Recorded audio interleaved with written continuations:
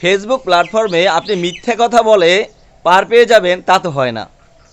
আমাদের অনেকের স্বভাব হচ্ছে যে আমরা উইকলি চ্যালেঞ্জ পূরণ করার জন্য অনেক মিথ্যার আশ্রয় নিয়ে থাকি। আমি কি করি, আমি একটা গ্রুপে জয়েন করেছি, সেই গ্রুপে বলি যে আমাকে যদি ফলো দেন আমি আপনাকে ফলো ব্যাক দিব। এরকম করে করে আপনি আপনার উইকলি চ্যালেঞ্জ পূরণ করেন।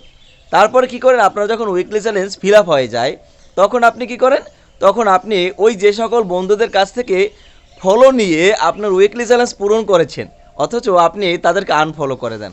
ভাই, আপনার কি বিবেকে মোটেও বাজে না যে আপনি তাকে আনফলো করলেন? এটা আপনার অবশ্যই বিবেকে বাজা উচিত।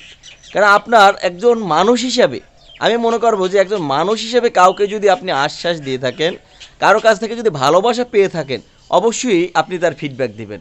আর আপনার ভিতরে যদি মনুষ্যত্ব থাকে, মনুষ্যত্ব থাকলে আপনি এটা কখনো পরিবর্তন করবেন না। তাই আমার ফেসবুকের যে সকল বন্ধুরা আপনার উইকলি চ্যালেঞ্জের জন্য যাদের সহযোগিতা নিয়ে থাকেন, তাদেরকে কখনো আনফলো করবেন না, তাদেরকে আপনি পাশে রেখে এগিয়ে চলুন।